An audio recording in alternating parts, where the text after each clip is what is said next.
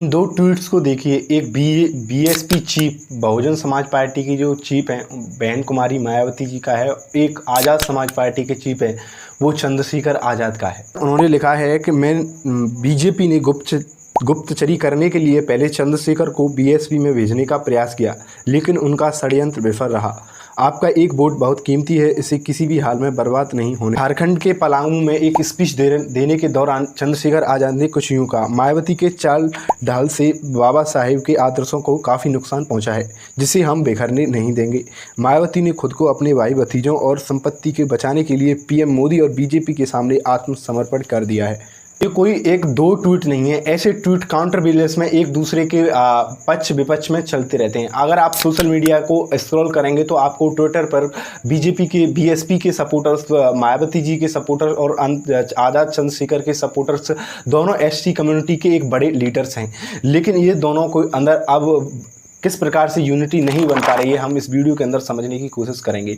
लेकिन इन दो ट्वीट्सों की हालत किस पॉइंट की वजह से पहुंचे, आपको ये दो वीडियो देखनी होंगी, जिसमें दो अलग अलग समय पर ली गई हैं ये दोनों वीडियो। तिलक तराजू और तलवार, इनको मारा जूते चार। हाथी नहीं है, गणेश है, ब्रह्मा विष्णु महेश है। वोट कहाँ दिया? कहाँ करोगे? हाथी में देंगे। जिसमें मायावती पहले तो एक अपनी कोर आइडियोलॉजी जो मेनली एससी कम्युनिटी से जो मायावती जी बिलोंग करती हैं वो उसको अपने साथ में इंक्लूड अपना वोट बैंक बनाने की कोशिश करती हैं, लेकिन वहीं दूसरी वीडियो में वो अपर कास्ट को भी इंक्लूड कर लेती हैं, जिसकी वजह से उनको एससी कम्युनिटी और अपर कास्ट की वजह से वो एक बार फिर से उत्तर प्रदेश की सीएम बन सकें। दरअसल अब आपको इन प्रश्न के उत्तर जानने के लिए पहले आपको मेरे हिसाब से इन 3-4 प्रश्नों के उत्तर जानना आवश्यक है, जो कि इस वीडियो की जो इस हालात जो रिसेंटली आज जो सिचुएशन बनी है उसके बैकग्राउंड में काम करते हैं। रहनुमा बनकर उभरे हैं।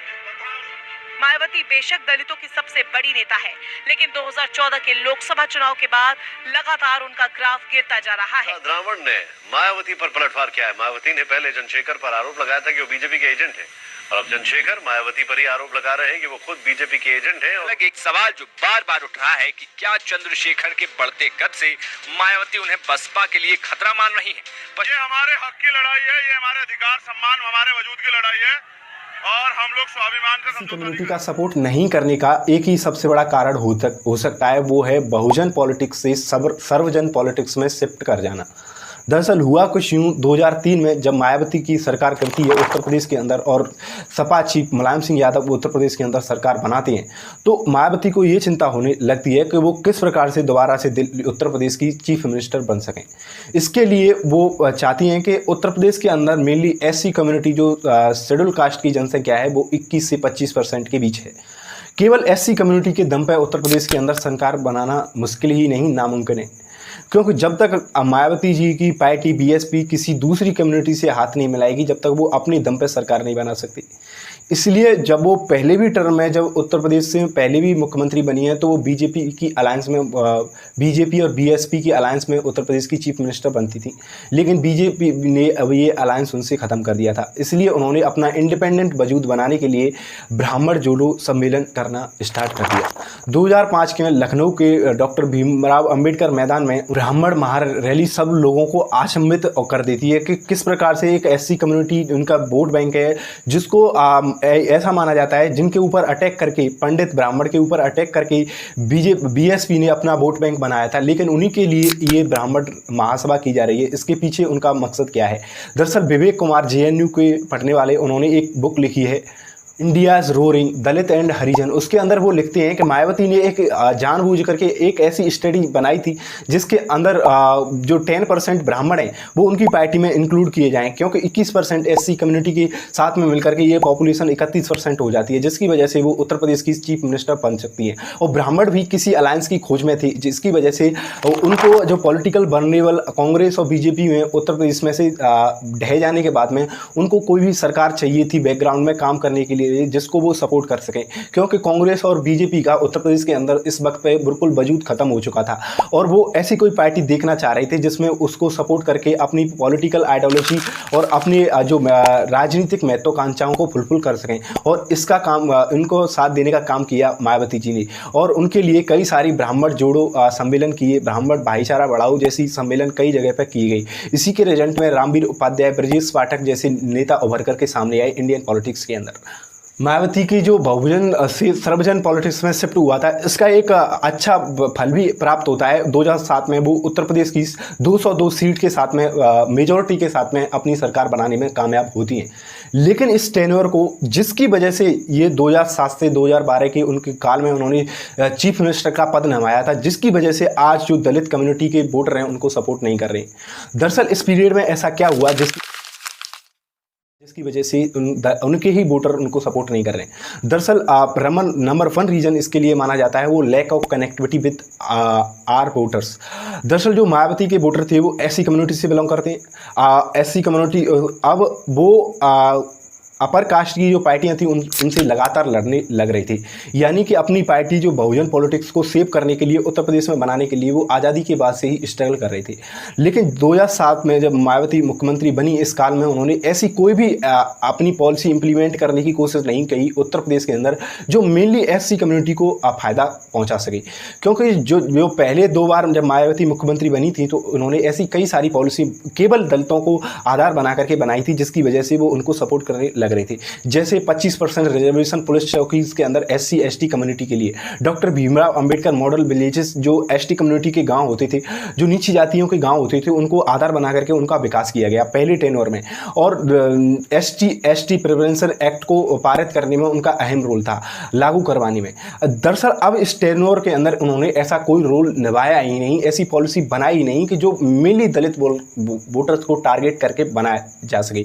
इसलिए दलित वोटर को ये लगने लगा कि उनका फ्यूचर इनसिक्योर है और वो इस पार्टी के अंदर अपना सब कुछ देने के बाद भी उनको रिप्रेजेंटेशन नहीं मिल पा रहा है। उन्हीं की पार्टी के अंदर सबसे बड़े स्कैम भी होने लग रहे थे कि इवन उनके खुद मिनिस्टर, उनकी पार्टी के खुद मंत्री उन जो स्कैम हो रहे थे, जो घोटाले हो रहे थे, उनमें पाए जाते थे। उनमें से 2 नाम बाबू कुशवाहा और अनंत मिश्रा, जिन्होंने नेशनल रूरल हेल्थ स्कैम किया था, उसके अंदर उनका नाम आया और उनको फोर्सफुली उनको मजबूर किया गया पार्टी से रिजाइन करने के लिए। बीजेपी के सपोर्टर्स और वर्कर्स और एमएलए जो लीडर थे वो इतने बुरे घिनौने अपराध करने लग रहे थे मायावती को टारगेट बना करके।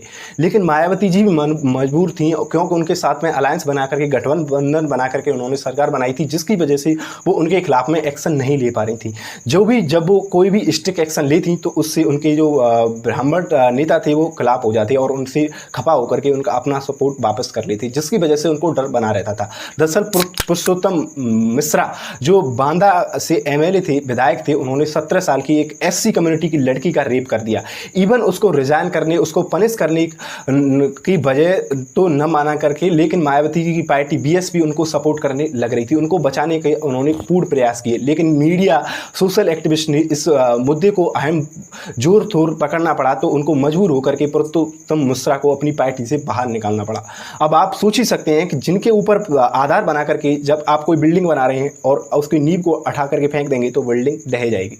तो ऐसा ही मायावती के साथ में हुआ। जब आप नींव को, जब मैंने कोई भी बिल्डिंग बनाई और उसकी नींव को ध्यान ही नहीं दे रहा हूँ, पानी जा रहा है, कुछ भी जा रहा है, बारिश तेज आई और उस पानी में नींव भर गया, नींव में पानी भर गया, तो बिल्डिंग पूरी गिर ही जाएगी। ऐसा ही मायावती के साथ में हुआ है। दरअसल वो नींव की तरफ ध्यान ही नहीं दे रही थी जिसपे उनकी पूरी बिल्डिंग टिकी हुई थी, लेकिन इसको नींव को नज़रअंदाज करने की वजह से नींव ने अपना सपोर्ट उठा लिया और पूरी बिल्डिंग गिर गई। दूसरा सबसे मेन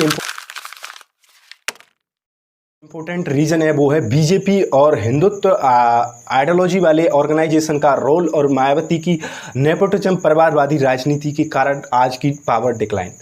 दरअसल ऐसा माना जाता है जो दलित के अंदर मेनली जो 21% एसटी कम्युनिटी है उत्तर प्रदेश के अंदर, उसके अंदर 21% में से 14% जाटव कम्युनिटी के लोग हैं जो चमार मेनली कहे जाते हैं, और वो मायावती की जाति उन्हीं से बिलोंग करती हैं और चंद्रशेखर आज़ाद भी उन्हीं की जाति से बिलोंग करते हैं।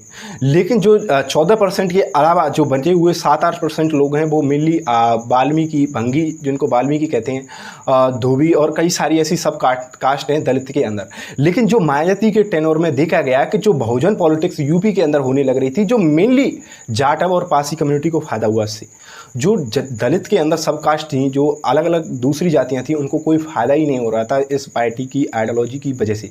इसकी वजह से इसका फ़ायदा उठाया आरएसएस जैसी ऑर्गेनाइजेशन ने और उनको एक्टिवली पार्टिसिपेट किया और इन वोट बैंक को, जो निचली जाति के समूह के लोगों, दलित के वोट बैंकों को उठा करके अपनी पार्टी में शिफ्ट कर दिया, क्योंकि वो उन लोगों को रिप्रेजेंटेशन दे रहे थे, पार्टी लीडरशिप के अंदर उनको नेतृत्व मिल रहा था।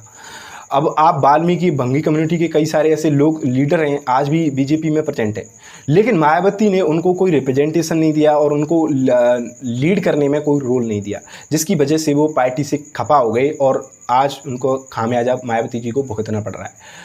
तीसरा सबसे मेन कारण ये भी माना जाता है कि मायावती का नेपोटिज्म, परिवारवाद की राजनीति, जिसकी वजह से उनको ये भुगतना पड़ रहा है। अब आप समझिए, जो मायावती 1990 के दशक की सबसे प्रमुख नेता थी, जिस तरह से मान्यवर काशीराम जी ने अपनी विरासत को मायावती के लिए ट्रांसफ़र किया था, अपनी विरासत को अपने परिवार में न दे करके, एक लड़की जो होनहार लड़की थी, दलित की बेटी थी, काफ़ी अच्छी तैयारियाँ कर रही थी, उनको उनके जो अंदर काबिलियत थी उसको देख करके अपनी विरासत को इसके लिए ट्रांसफ़र कर दिया। लेकिन ऐसा मायावती करती नहीं दिखाई दे रही हैं। उन्होंने अपने परिवारवाद और अपने भाई भतीजों की संपत्ति को बचाने के लिए और ऐसा सब करने के लिए उन्होंने ये चाहती हैं कि वो बीजेपी का अगला नेक्स्ट चीफ बने, बीएसपी को जो कोई भी आदमी लीड करे वो उनके परिवार से ही होना चाहिए। इसके लिए उन्होंने एक कदम 2017 में उठाया था, अपने भाई को पार्टी का वाइस प्रेसिडेंट बना करके, लेकिन काफ़ी जोर हुआ, काफ़ी विरोध हुआ इस चीज़ का, इसलिए उन्होंने ये नॉमिनेशन वापस ले लिया। अब आप समझिए, मायावती ने अपने टेनोर में 30 से 40 साल के शासनकाल में बीएसपी की लीडरशिप में कोई भी सेकंड लीडर पैदा होने ही नहीं दिया है। यानी कि कोई भी उनकी पार्टी में कोई किसी भी लीडर का जब कद उनसे भी बढ़ने लगता है तो उसको अपनी पार्टी से निकाल देती हैं, उसको टिकट ही नहीं दिया जाता नेक्स्ट इलेक्शंस में। ये पार्टी की हालत है। मायावती जी ने सेकंड क्लास जनरेशन, यानी एक जनरेशन पूरा पीढ़ी दर पीढ़ी का गैप हो गया, दूसरी पीढ़ी की जो नेतृत्व कर सकें उन युवाओं को पार्टी के अंदर आगे आने ही नहीं दिया है, जिसकी वजह से आज की वो प्रॉब्लम को साथ में जी रहे हैं, उनके साथ में रह करके उन समस्याओं को टैकल करके, और जो एससी कम्युनिटी को आज समस्याएं झेलनी पड़ रही हैं वो 1990 के दशक से अलग हैं। वो उस चीज़ को बेहतर समझ सकते हैं चंद्रशेखर आज़ाद जैसे युवा नेता, लेकिन उनको पार्टी के अंदर कोई जगह दी ही नहीं गई है। उत्तर प्रदेश में ही नहीं, भारत के किसी भी कोने में आप ये नहीं देख सकते कि मायावती के अलावा दूसरा कोई सेकंड बड़ा नेता बीएसपी में सेकंड पोजीशन पे भी कोई नहीं है, केवल मायावती जी हैं। अपने मनमाने ढंग से पार्टी को लीड करने लग रही हैं।